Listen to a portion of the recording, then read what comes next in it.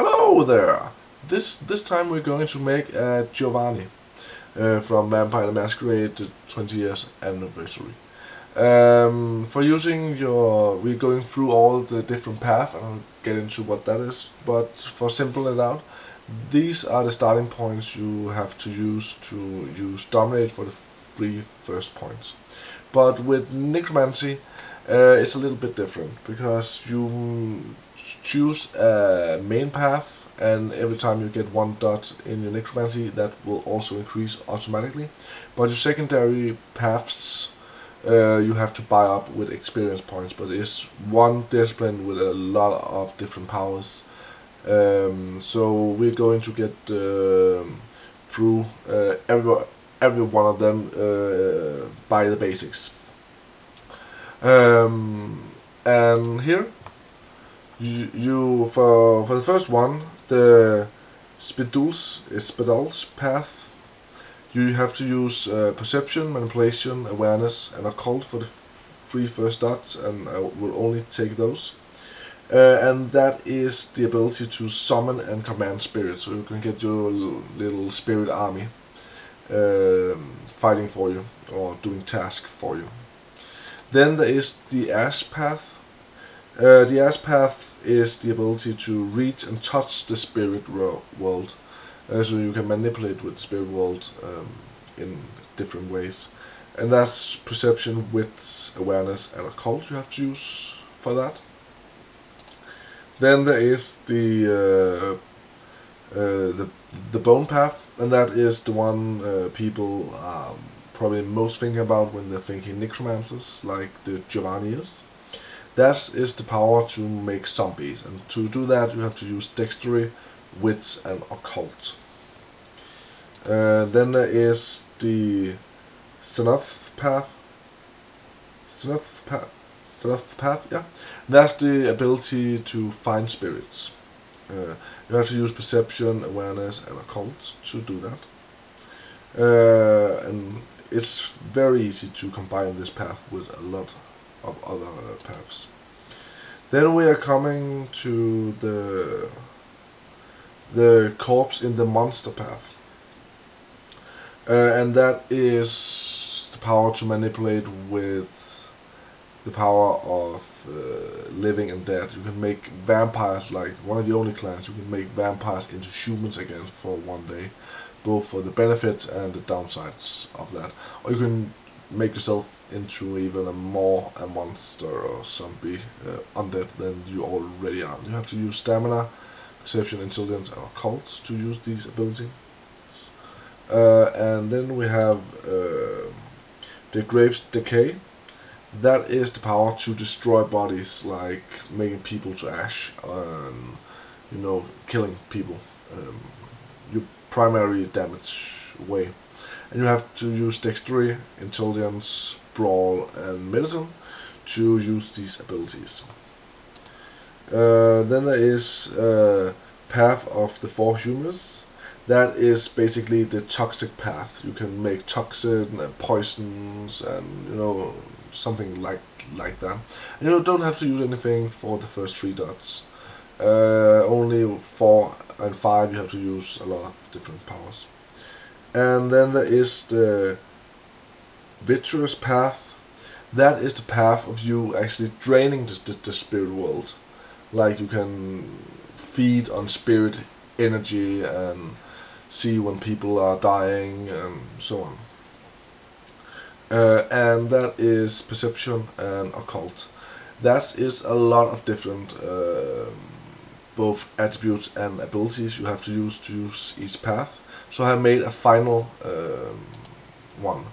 This is all you need for the first 3 dots in every one of your paths. And to take Dominate into account, you only have to take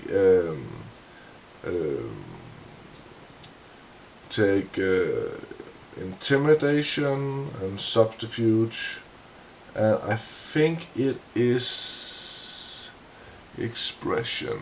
There's the last. No, Leadership. It's Leadership. These are the ones you have to use your Dominate. So, and Manipulation and Wits, but you already have that covered.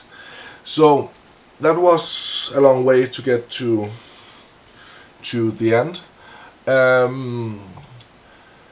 So as you can see, we have to use basically everything in this grid, and for some of the other abilities on higher levels, you also have to use charisma. So I think the only thing you don't have to use is maybe appearance. Strength you don't have to use. I cannot remember appearance, but you're probably going to use everything here. But we only take account for the 3 first dots. You start as generation 13, everyone does. To put up your abilities here, you have 7, 5 and 3 points, and I will do this XP based. XP based means that I will put up dots so you use the least amount of experience, or you, like if I take this to max, it's cheaper, like if I do this, it's cheaper to get that point and this point to 5 than it is for this to get them both to 5. So you have to read up on which ability uses what, who is used, most of them using Wits, Intelligence or Perception, but I think I will take Perception and Intelligence to max it out. And maybe with some freebie points increase the Wits, because that is important too, or at least when you start up it's only 4 experience to get the number 2 of these and so on up. Then it's actually our physical if we want to use all our necromancer abilities, so I will use 5 here. And I will take our... Okay, it's based on if you want to fight, you have to take your dexterity high, and if you want to be able to soak a lot of damage, you have to take your stamina high. But since that Giovanni is not the greatest fighters, the magic is not the best to protect them unless they have an army of spirits, I will take actually a high dexterity so you can fight, and then low stamina. You can do it the other way around if you want. And then I will use the 3 points in manipulation, so we are very ugly, not very charismatic, and we're going to be even uglier when we're done.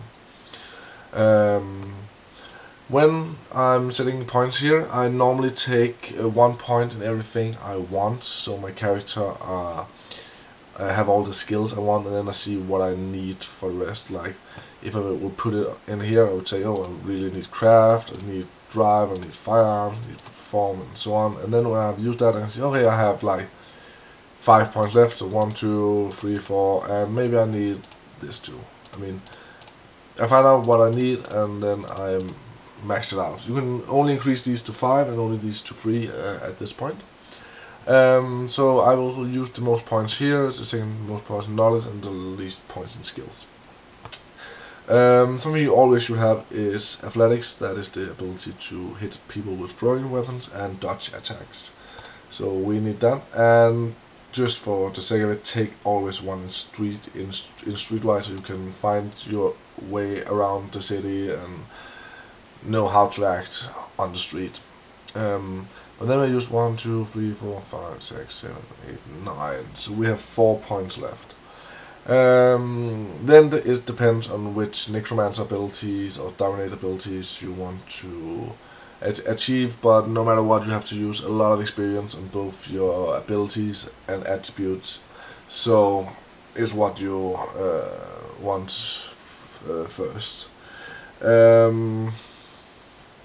I won't take my dominate abilities. That is these 3.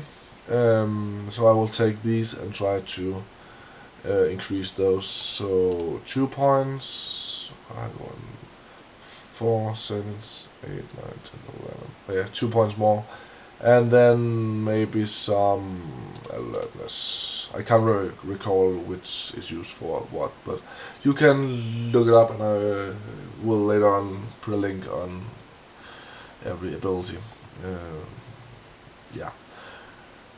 Then 9 here. Oh yeah, and if you're XP hunting for your character, never take 2 points, because 1 costs 3 to start, 2 cost 2 experience more for the second one, and 4 more experience for the third one.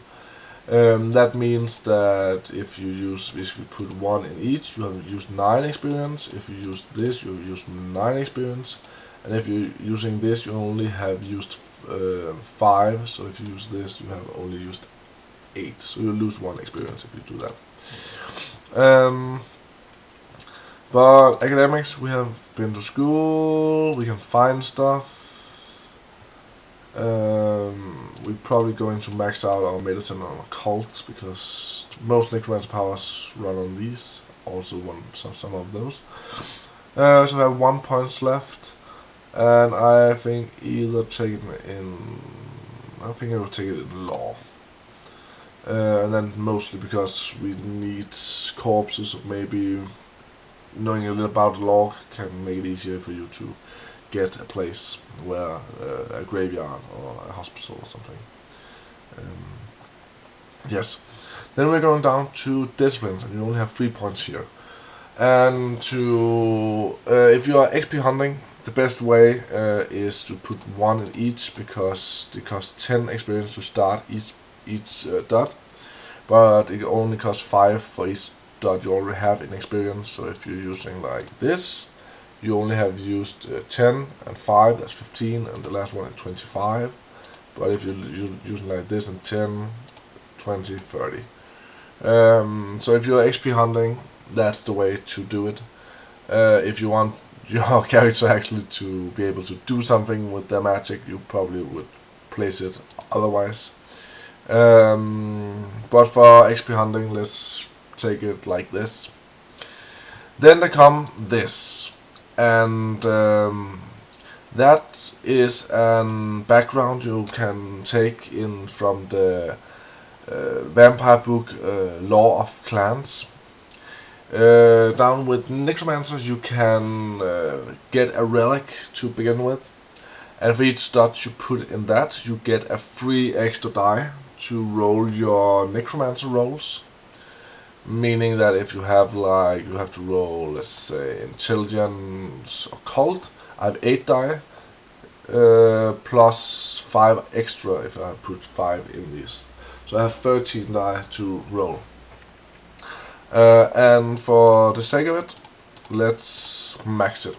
This is actually just a normal item. It's not actually a magical item. It's an item you can find, but it has to be connected to a lot of death, like a serial killer's axe or chainsaw, or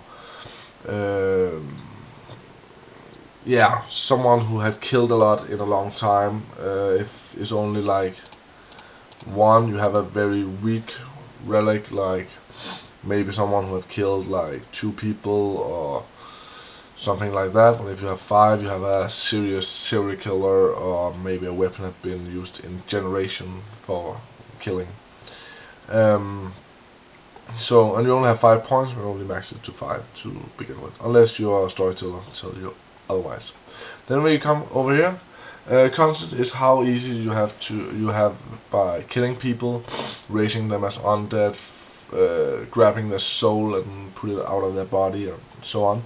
That's pretty important to have that. Self-control is that if you smell blood or haven't fed in a while or something like that, you have to control yourself, you have to roll. And courage is if you see fire, sunlight, something you're afraid of, you have to make a courage roll. And these two determine your humanity, how human you are. If that reaches 0, your character goes out of play, and the storyteller controls it, but have to like play it very basic, like you have to feed, sleep, and kill, and nothing else your character can do. And your courage determines your willpower. So we want to have a lot of conscience, and we are maxing out to XP hunt. And then what do we have left here? 7 points, yes. So we have a high courage, we are not very self-controlling, and we have a conscience, so we can just go on a killing spree. Um, so our humanity is 6. These two combined. That means we are average humanity, and we have an okay willpower.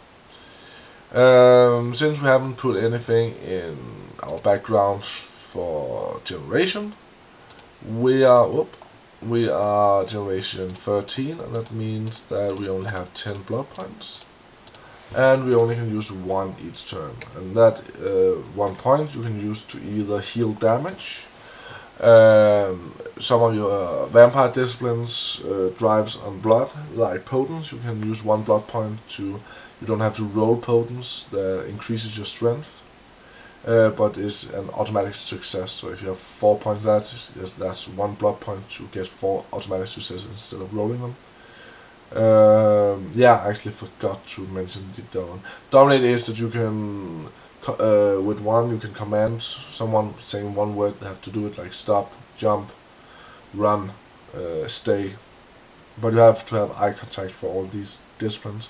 Second one is that you can create false memories, and 3 you can take out people's memories and see what they have in their head. Yes. Then we're going down to flaws, and just for making it easy, you can maximize taking flaws for 7 points, and all these cost different value you can find in V20. And let's just for sake of argument saying that you have used for 7 points. Then I have taken this little ability, and that's also from the Law of Clan book. It's an ability that's quite rare to possess, so your storyteller maybe will tell you that you cannot have it. But basically it tells that you actually died before becoming embraced. And the vampire that wanted you so much, he made a very high level ritual to bring you back to life and turn you into a vampire. That rarely happens.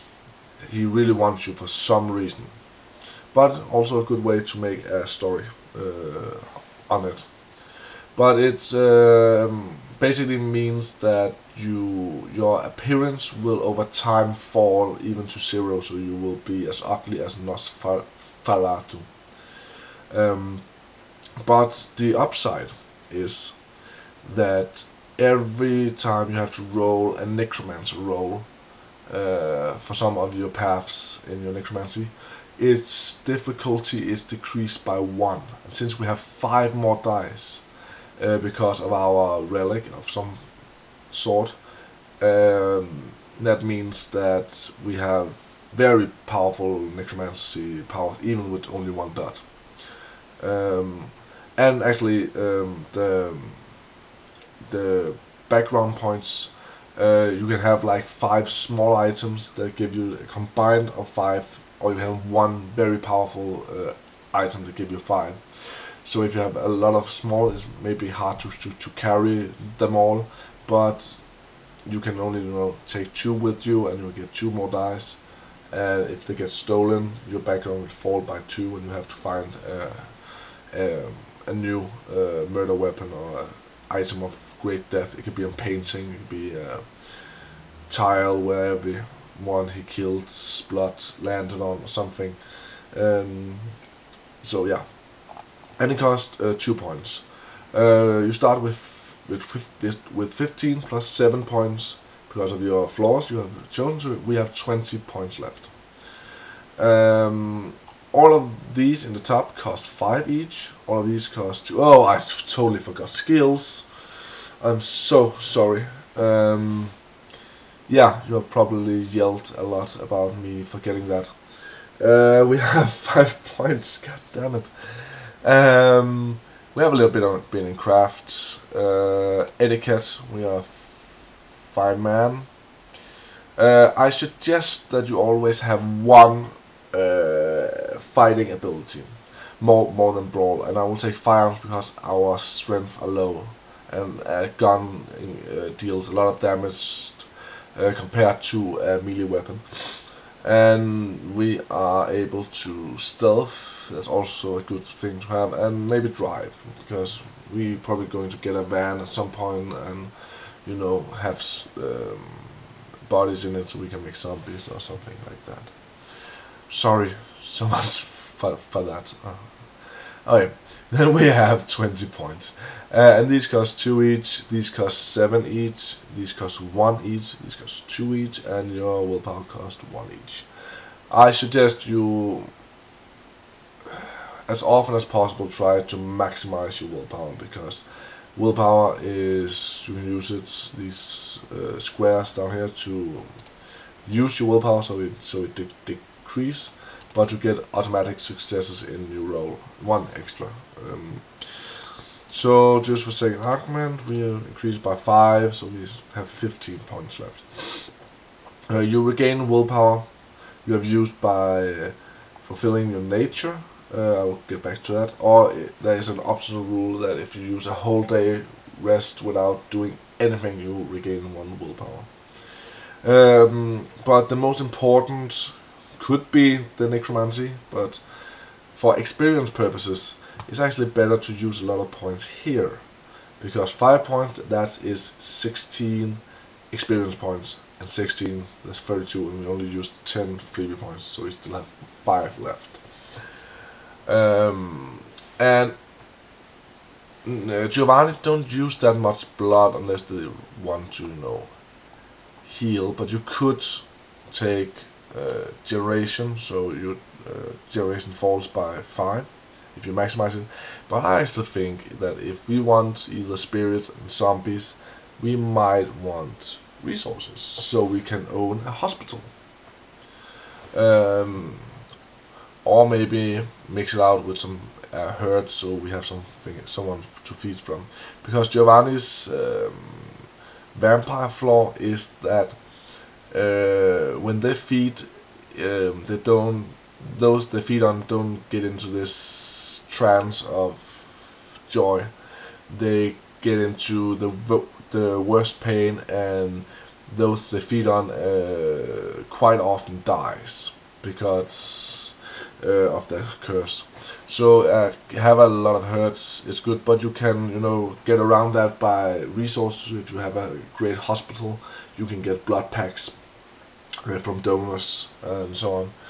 That could be a way to get around. So I actually think we will take some resources so we can maybe have a graveyard or something, and a hospital for our points. And that's 5 points. We have used everything, and we have a high score of everything we need. We just have to increase our wits and our stamina and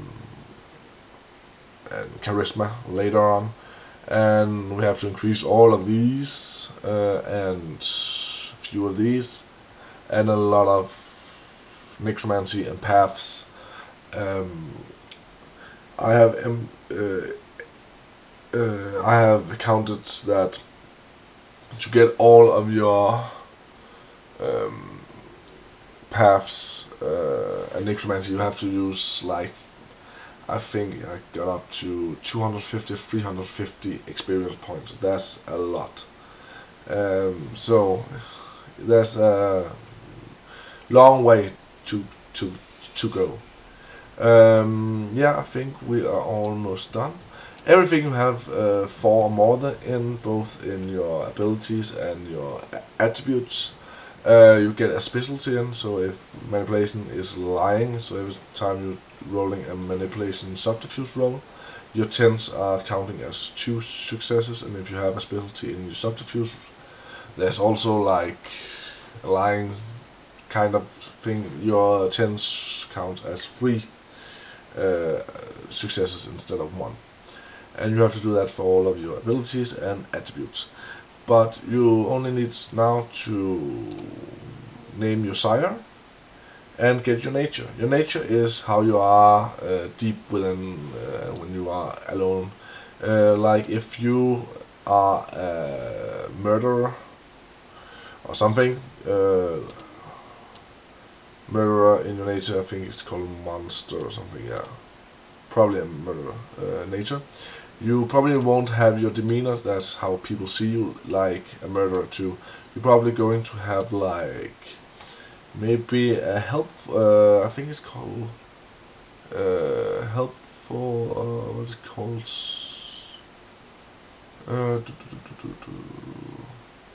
Caregiver. So if someone comes in to you and say, "Ah, I'm damaged. Can you help me?" And you say, "Yeah, get down to my basement. I really want to help you." That's how you act in front of people. But when you are alone with them in your basement, you're going to cut them up, take their soul, make them a zombie, whatever you want. So you have to find nature and demeanor, and every time you fulfill your nature, you regain one willpower. So that's important. You choose one that fits your character. And by that, I think we are actually done. Then you just have to name your sire, write your character's name, and write your own name. And I think that will be all. See you later. Bye.